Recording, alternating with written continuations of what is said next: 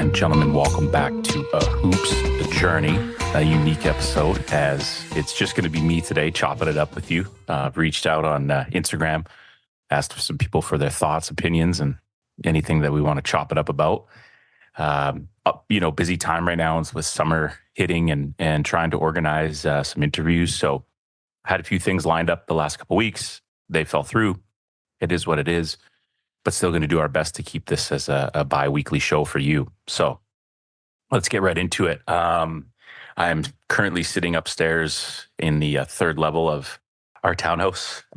It is 32 degrees in Vancouver.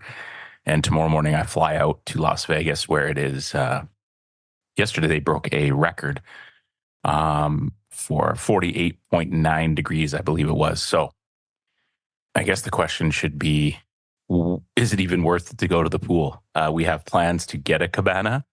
I don't know if that's even worthwhile at this point because walking from cabana to pool, we might melt. And once you're out of the water, will the mist from the cabana even help? We'll report back on that. I can guarantee you. Another reminder that Men's Mental Health Month just came to an end. June is Men's Mental Health Month. And to all my listeners out there, just remember you're not alone and it's okay to go through hard times. And it's important that us men continue to take care of each other and reach out.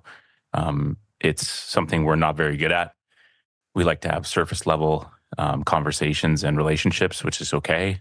But it's also okay to reach out to those people who you think might be struggling because sometimes they don't have an avenue or a way to reach out or aren't sure if they should.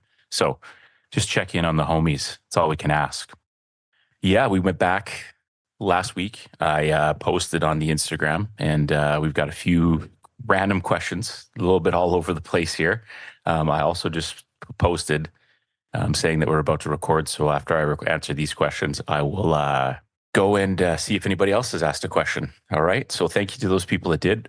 More participation, the better. I'm not going to call out the names of people who sent questions because I didn't verify whether they wanted that or not. I'm assuming they would be okay with it, but just to keep it us on the safe side, we won't. But there are some good questions.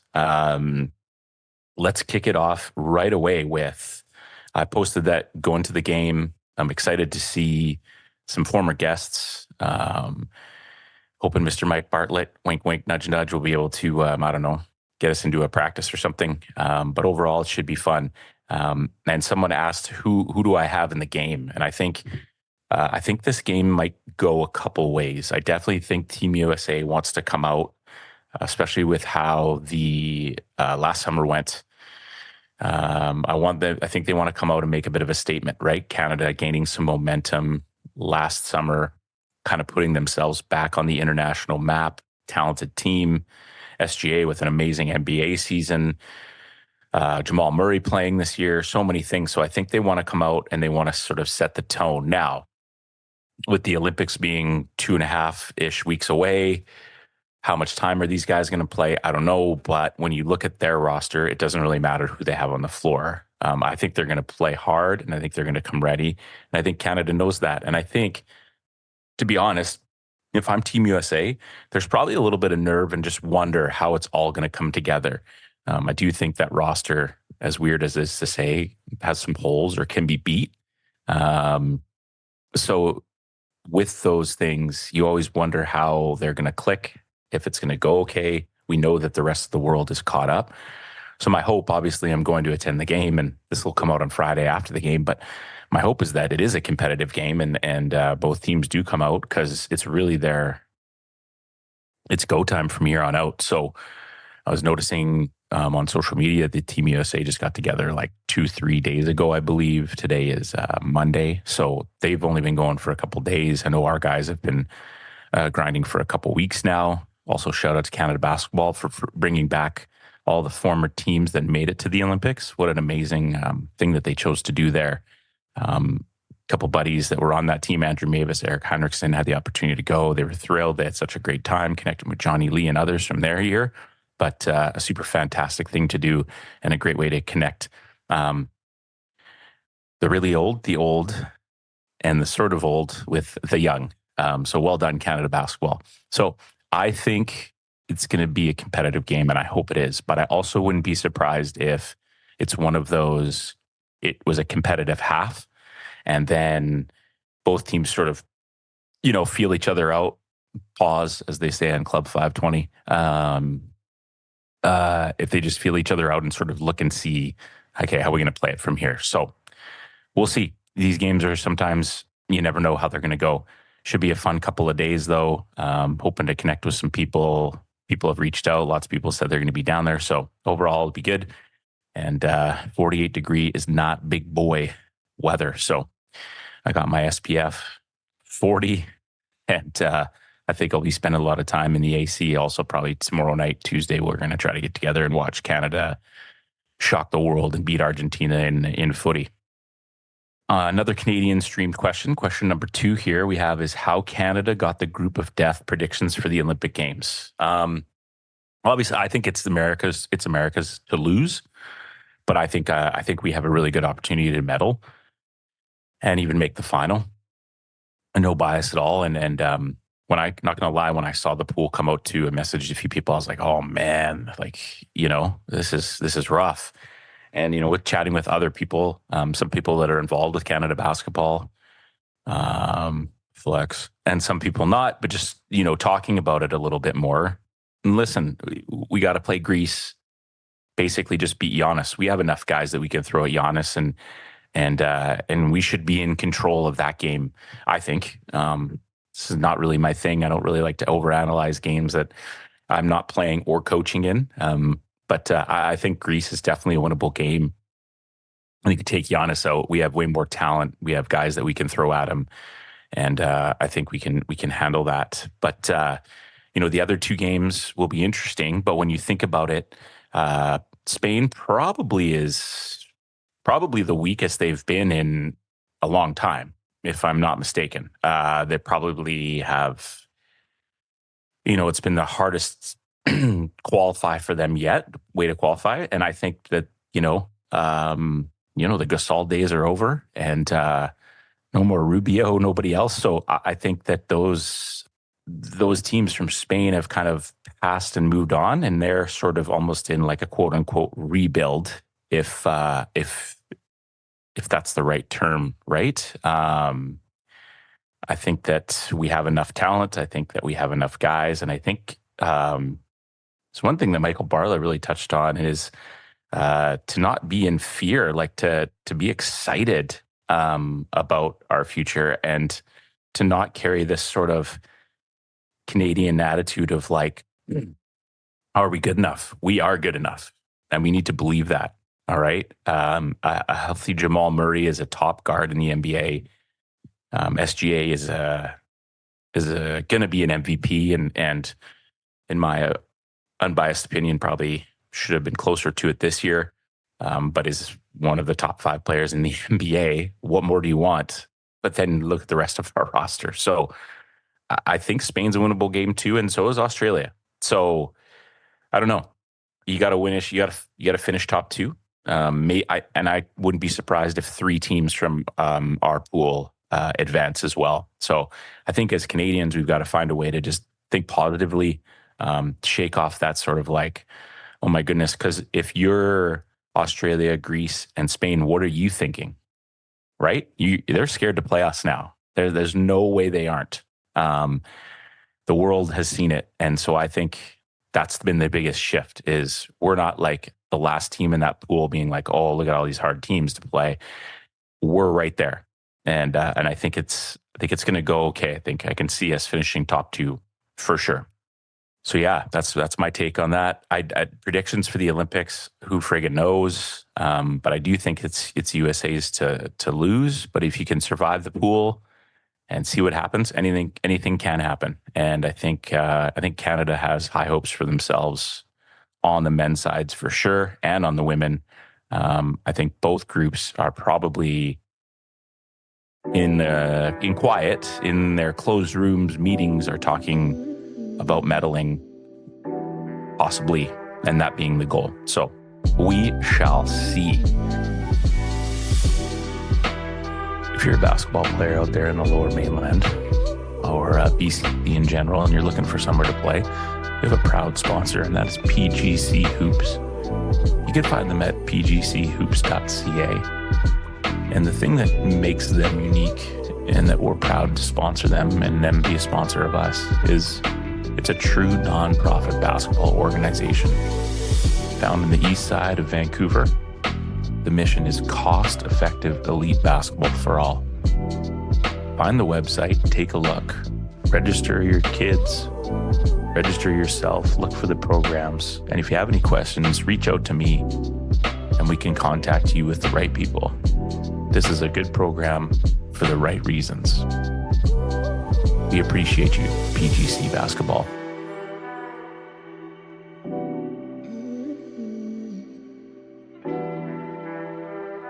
Next question was best BC basketball home gym. The best basketball BC final game and the best fast food chain in BC or in general, and the best BC brewery. So this is a very BC related question. Holy, there's a lot of BC in there. Whew. I mean, we'll go in reverse order. How could I not say Parkside Brewery? Okay. Top shelf, take care of the show. That's number one. I do like Superflux here in the Lower Mainland. I've never had a beer from them that's missed. But I think the cool part about, especially in the Lower Mainland and out of the city, breweries are popping up all over the place and there's so much variety, which is great to see. So political answer, but I'm going Parkside. And I am going down to Vegas with Sam Payne from Parkside tomorrow. So that should be fun. Best fast food chain. Oh, goodness me. Why are you doing this to me? Like Chick-fil-A gets a lot of hype. So does Raising Cane's. People are probably going to come at me if I don't have them in my top three, but like I've only been a handful of times total between those two. Low key, every now and then there's nothing wrong sneaking in a little Whopper Jr. with cheese. All right. Call me crazy. It's a personal preference, but there's nothing wrong with a little Whopper Jr. cheese. Burger King, BK, have it your way. I don't know. Maybe I'm on an island on that one and I'm crazy.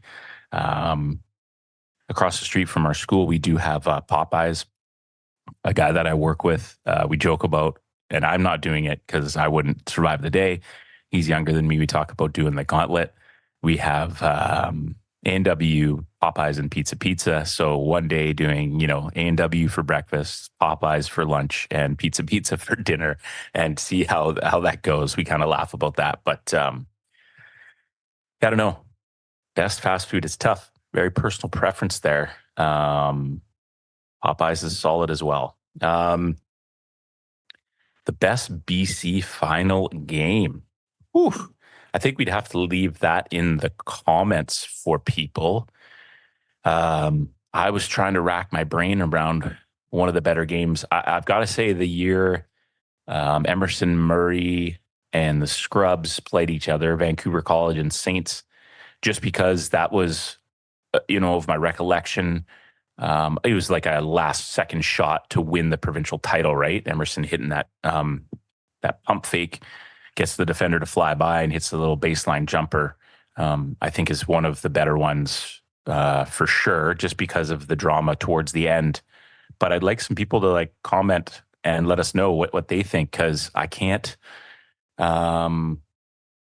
think. I think the year Palmer won, it's like a last second.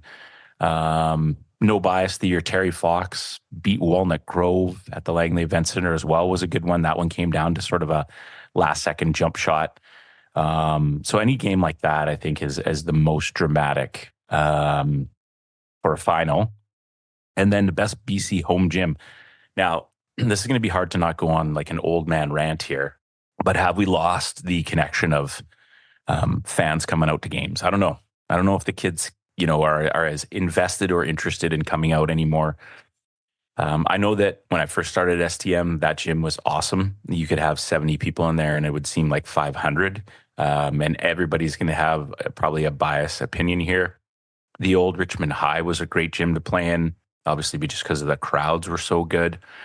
So I guess this question would be home gym just out of like facility, or home gym for crowd and things like that. Again, the Vancouver College and St. George's rivalry is pretty good. but there are some other great rivalries and sort of venues in the whole province.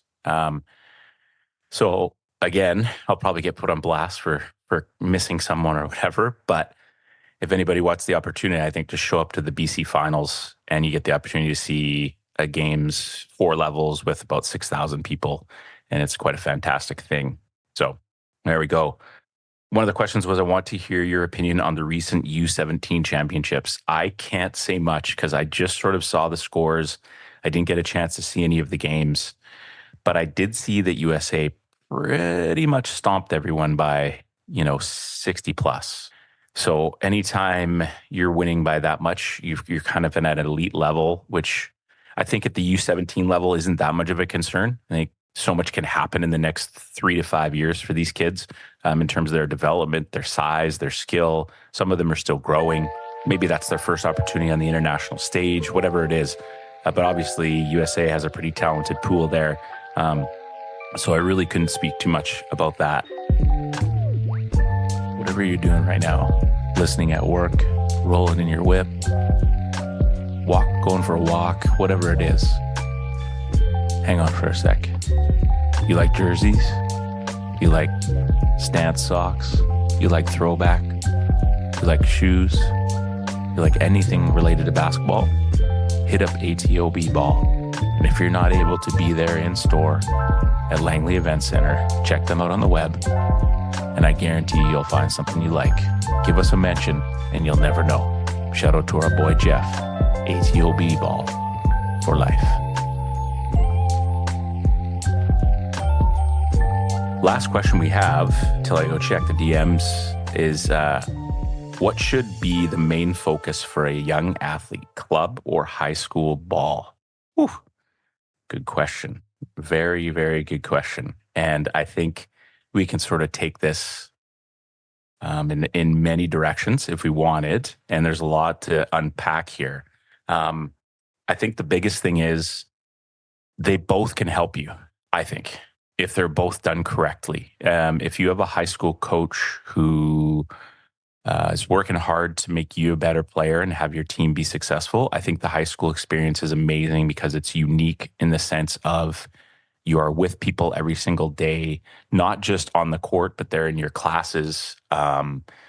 You wear not just a club that you're paying to play for, it's a school. There's history there, decades and decades of history. So the high school game is pure to me in the sense that these coaches aren't getting paid and that you have the opportunity to represent your community. If you get a chance to go on a road trip or play out of province or somewhere else, you go as a team, you go to a hotel, you crash, you learn all those life skills. You have to be up at a certain time for your game, be by the van at a certain time, or maybe that affects your playing time, or that everybody's got to run. Like I know for us, for every minute they're late towards the bus, it's 10 laps of the bus every time we get on and off the bus for that trip. So things like that, where you're trying to learn life skills and creating memories. Not to say that in AAU you don't, but I just think in the high school level, it's pure, right? And I know that other professionals, provinces, professionals, other provinces have, the high school game doesn't mean as much. I think in BC, it still does mean a lot. But I think if you work just as hard with high school as you do your club, you'll be able to get something out of it and you will improve as a basketball player. Depending on your situation at your high school, your teacher, coach, or your coach might be able to open the gym for you. I mean, can you get in the gym for your AAU program whenever you want? So taking advantage of all those opportunities, the weight room that's there at your school, morning shoots, whatever it is, things that maybe you can't get with AAU. So then you can maximize that. And then having pride in representing your school and your community and everything you do will not only make you a better basketball player, it's going to teach you about life and take you other places once you're done playing basketball. And then in the AAU scene, I think you just have to do your homework. You have to be really aware of who you're signing up with. What is the purpose of what's their reason and their why for what they're doing? When money's involved, it's a gray area for me. I've talked about it a few times on this podcast. It's something I'm not used to. So I think if you're going to be investing your time and money into something, then make sure that you're getting something out of it. Now, that doesn't mean that if you sign up for an AAU program, you automatically are going to improve. And when you come back to your high school team, you're a starter. That's not how it works. You have to be honest with yourself about the time and effort you've put in. Are you lifting? Are you doing all the little things? Are you separating yourself? Have you done things above and beyond so that you can beat that guy at your high school team? Or do you just show up to AAU, have fun, run around, shoot some shots, everybody plays because you're all paying to be there, and go home? Well, then you're not getting full value out of it, just like would be the same in high school. If you don't take high school seriously, and if you don't take the AAU as serious, it's not going to work. So when you show up to practice, you have to look at that as every time you do, it's an opportunity. Okay. And so it's a hot topic. It's an ongoing topic, ironically, as I'm just burning up here on this hot day. But I think you can improve. But you also don't need other players to help you improve. I think you can improve all on your own. Set a plan, follow it, push yourself, and see if you can reach some things possible. So I think for young players, I think you need to find that balance of how many games have I played in a 12-month year? How many practices have I had? And how much skill and lifting work have I had? And don't be afraid to try a different sport. Don't be afraid to play something else, get some instincts, learn something different, cross-train, whatever it is, and push yourself in a different way as well. I think all those things will help you become a better basketball player, regardless. And in the end, maybe you'll get where you want to. Maybe you play post-secondary. Maybe you won't. I think the idea of it is working towards something and trying to improve yourself. You're always going to learn. You're always going to get better, either mentally or physically. And then the next time something comes up that's maybe not basketball related, but it's life related, you'll be prepared for it because you've already done it in a basketball sense. If what I'm saying kind of makes sense. So keep pushing yourself, keep hooping, and then ask questions. I listen to a lot of podcasts, mostly basketball related or leadership and kind of life related, or parenting, because parenting's hard as shit. But a lot of times I hear from many guys who are just starting to finish, they're saying things like, we need vets, right? So for you, if as a player and an athlete, who are the people that you can lean on and ask questions to? Are they people that have been there? Are they people that have experience? Are they people you trust? And ask them. Don't just, I never asked when I was in high school either. I mean, I had some of the most amazing coaches around, and I didn't, I used them as an opportunity to improve. They pushed me, they opened the gym, but asking them questions is something I would do if I could go back, and paying attention to what they're saying intentionally, like listening to what they're telling you and applying it, I think is huge. So use the people around you, find mentors, find people that truly care about you and your growth, and use them as a resource. Because as a 46-year-old, I've got mentors all around me now, people that are advising me, helping me grow, learn. All right. And the sooner you can apply that, I think the better off it is too. And at the end of the day, whatever happens here with clubs in high school, I think we're trending in a direction where clubs are going to start to take over. It is what it is. All I can ask and hope is that the people who are at the helm of those things are doing it for the right reasons. And that's to have kids have a great experience. Not to get them all Division I opportunities or to U Sport or whatever. If that happens, that's great. But those kids need to have a good experience and they need to improve. So that's my only hope. Hopefully that answers that question. As we roll through here, we do have some really good guests lined up for you. We've got lots of great episodes coming your way when we finally have the opportunity to connect with people. Some are overseas, some are in the States with their programs. Some are current players in the CEBL. So just trying to find that time to sit down and really have a good, meaningful conversation is important, and it takes time. And so we thank you for your patience. We wish everybody a fantastic summer holiday. For those that get the opportunity to get away, whether it be your little family cabin or a vacation just for a weekend, or even just a day in the city you live in. I hope you take full advantage of it for you, yourself, your family, or whoever needs that day, because you work hard and you deserve those days off. And so make good memories with people that matter the most to you, and we will see you on the next episode.